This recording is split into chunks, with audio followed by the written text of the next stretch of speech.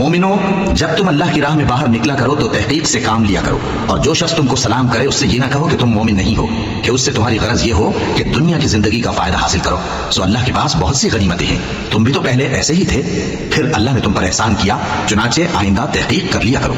बेशक जो अमल तुम करते हो अल्लाह को सबकी खबर है। जो मुसलमान घरों में बैठ रहते और लड़ने से जी चुराते हैं और कोई उज्र नहीं रखते, वो और जो अल्लाह की राह में अपने माल और जान से जिहाद करने वाले दोनों बराबर नहीं हो सकते।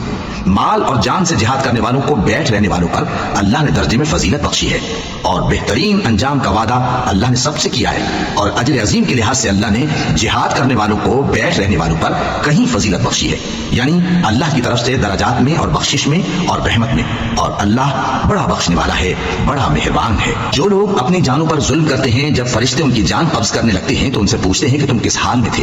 वो कहते हैं कि हम मुल्क में आजिज़ व नातवा थे। फरिश्ते कहते हैं क्या अल्लाह का मुल्क फराख नहीं था?